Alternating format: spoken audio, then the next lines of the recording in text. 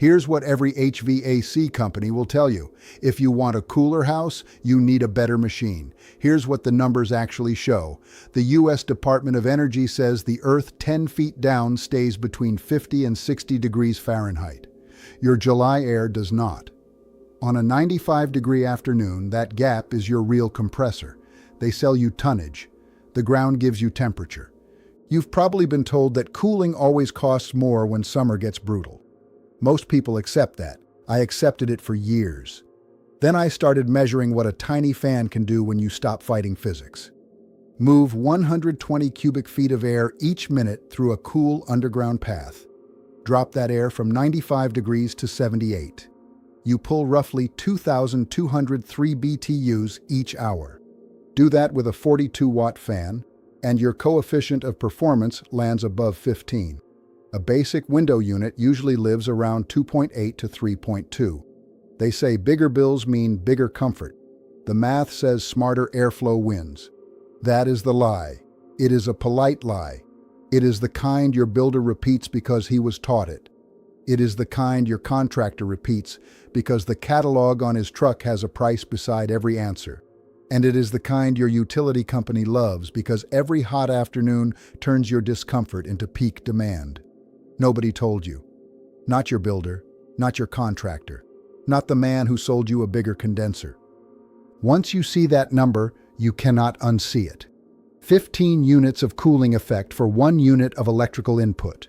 Not from a miracle, not from a new patent. From the same 50-something degree Earth sitting under your yard right now. The same Earth your basement already touches. The same night air your grandparents used before sealed houses and glossy brochures trained you to fear an open vent. They say comfort began with refrigerant. The evidence says comfort began with attention. And that is where the story gets ugly.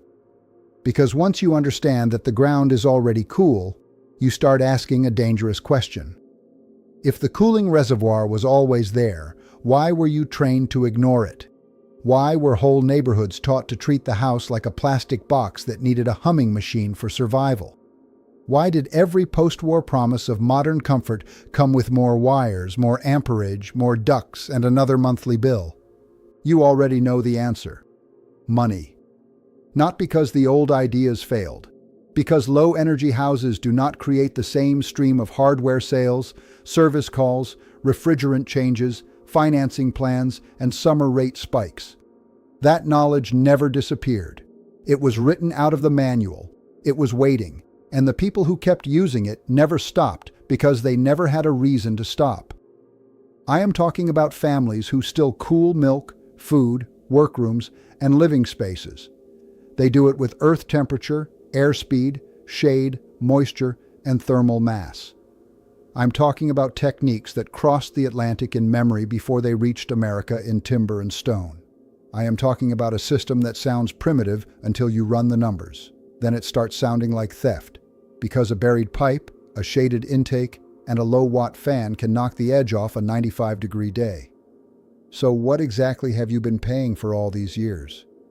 The reason you were never told the real number is simple. This system was written out of the building codes in the 20th century.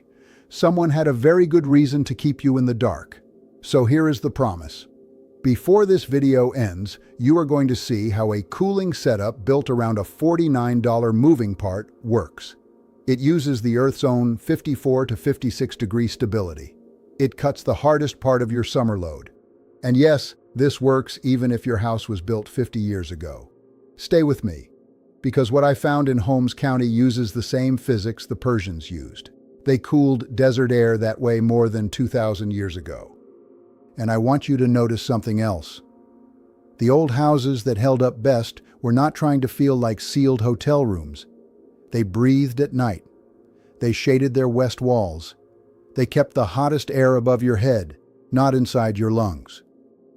When you stop asking one compressor to solve every mistake in the envelope, your whole bill changes. Sometimes the most expensive part of cooling is not the heat outside.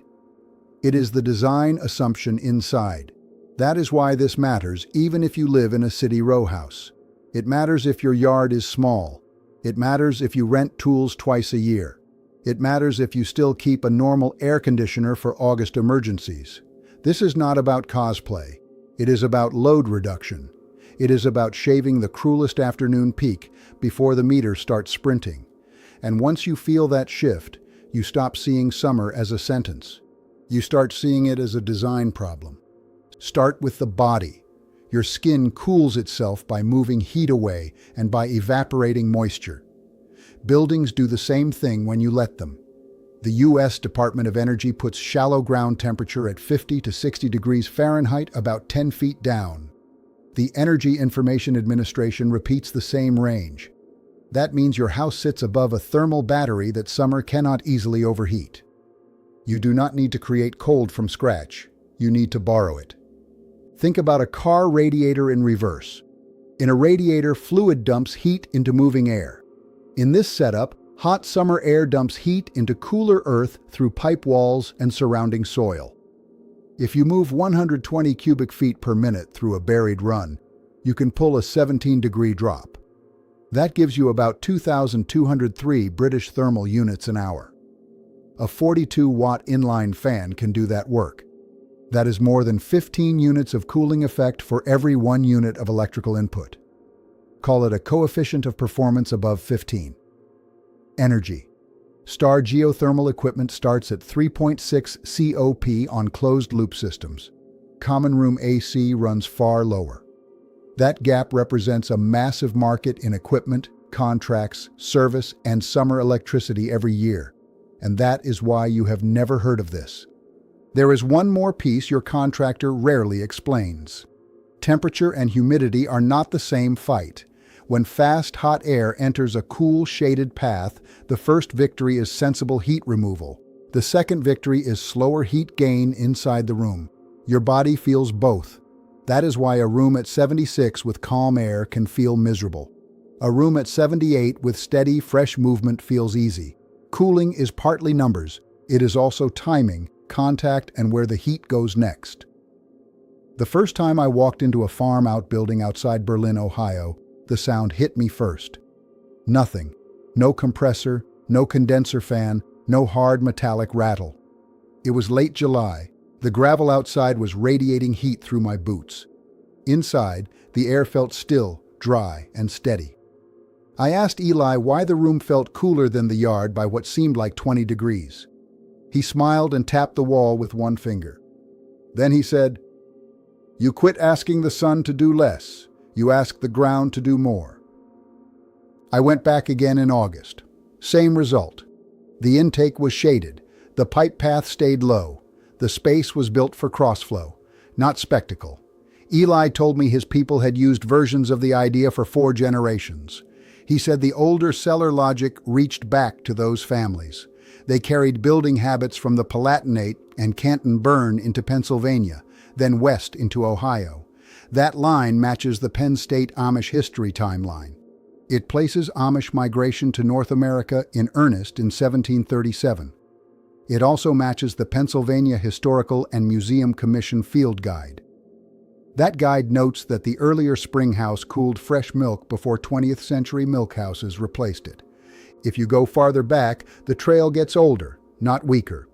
In Yazd, you can still see Persian wind catchers driving air down across water and through cooler masonry. Some stand 33 meters high. BBC's 2021 reporting on Yazd notes that the principle can hold interior spaces dramatically below desert heat. In the American Southwest, you can walk into earth-sheltered and adobe spaces. Thick walls and ground contact flatten the day's temperature swing. The Romans did the same thing differently.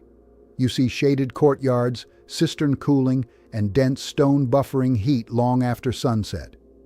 Every civilization that mastered extreme heat arrived at the same answer independently. The Amish never forgot. They carried it from the Palatinate to Pennsylvania and Ohio nearly 289 years ago. They kept building it because it worked, and they never needed anyone's permission to do what made sense. Now you need the part that should make you angry.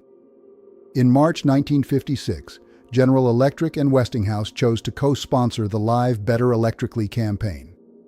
You can still read the standards. The point was simple. Sell more electrical devices. By then, Fortune had already reported a bright future after $1.25 billion in air conditioning sales during 1952. A house that cooled itself by design threatened every unit not sold, every circuit not upgraded, and every summer kilowatt-hour never billed. The mechanism was not mysterious. It was marketing dressed up as progress. The Medallion Home Rules launched with 900-plus utilities and 180 manufacturers. They required installed electric appliances, stronger service, more circuits, and in many cases an air conditioner on the approved list. Utilities issued builder certificates. Developers used plaques. Ronald Reagan walked viewers through the dream on General Electric Theater. The message never said, "Ignore Earth temperature." It did something better for the industry. It made the mechanical answer look civilized and everything else look backward. If you trace the allies, you can see the chain. You have Ronald Reagan and CBS selling the image. You have utility-backed certification systems and post-war housing finance normalizing the electric house. You have General Electric, Westinghouse, Carrier, and the wider appliance industry selling the hardware. Their interests locked together. The show sold the life, the utilities sold the load, the manufacturers sold the machines. An entire field of knowledge disappeared from architecture schools, building templates, and contractor habit. Not because it failed, because it wasn't profitable. And the pattern never ended. In 2021, the International Code Council Board voted to remove the governmental member consensus vote from future IECC development. Energy groups called it disenfranchisement. The same year, the fight centered on efficiency gains that reduce energy demand at the building itself. By 2023, Open Secrets showed the National Association of Home Builders spending $2.98 million on federal lobbying. When low-load buildings spread, fewer oversized systems get sold. The financial motive is not hidden. It is the business model. The U.S. HVAC systems market is expected to hit $31.71 billion in 2025. Every passive retrofit installed is equipment that never gets sold, replaced, financed, or serviced. And that market reaches deeper than the box on the wall. It reaches into maintenance contracts, capacitor replacements, refrigerant top-offs, emergency weekend calls, and financed changeouts after every heat wave panic. Once you understand that, you understand the silence around simple cooling. Silence has value, confusion has value, dependence has value. Not because the old knowledge failed, because independence is terrible for recurring revenue. Now, if you already own a house and you're thinking this only applies to people with land, stay with me. Because this next part is specifically for you. You don't need to rip out your existing system. You need a yard, a drill, a weekend. Here is the blueprint I want you to picture. You start with one shaded intake, not a trench spiderweb.